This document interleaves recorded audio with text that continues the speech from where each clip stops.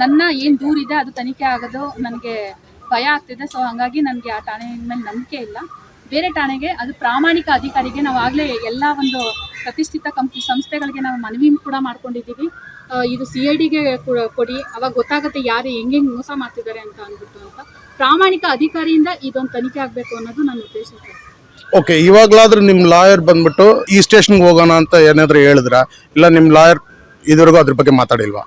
ಇಲ್ಲ sir, lawyer ಮೂಲಕನೇ ನಮಗೆ ಗೊತ್ತಾಗಿದ್ದು. 2 FIR ಆಗಿದೆ. ನಾನು ಕೊಟ್ಟು ಕಂಪ್ಲೇಂಟ್ ಕಾಪಿಲಿರೋ ಏನು ಅಂಶಗಳು ಇದರಲ್ಲಿ ಇಲ್ಲ ಅಂತ ನನಗೆ ಬೈದ್ರು. ಏನು ಇಲ್ವಲ್ರಿ ಅಂತ ಗೊತ್ತಾದಾಗ ಕಂಪ್ಲೀಟ್ ಅಲ್ಲಿ ಸ್ಟೇಷನ್ ಮೋಸ ಮಾಡಿದ್ದಾರೆ ಅಂತ ನನಗೆ ಅರ್ಥ ಆಗಿತ್ತು. ಈಗ ಏನು ಮೋಸ ಆಗಿದೆ ಅದಕ್ಕೆ ಸಂಬಂಧಪಟ್ಟಂಗೆ ನಾನು ಸಂಸ್ಥೆಗಳಿಗೆ ದೂರು ಕೊಟ್ಟಿದ್ದೀನಿ. ಸೊ ಹಾಗಾಗಿ ನನಗೆ ನಂಬಿಕೆ ಇಲ್ಲದೆ ಇರೋದ್ರಿಂದ ಬೇರೆ ಸ್ಟೇಷನ್ಗೆ ವರ್ಗಾವಣೆ ಆಗಬೇಕು ಅಂತ ನಾನು ಇಚ್ಛೆ ಪಡ್ತೀನಿ ಸರ್.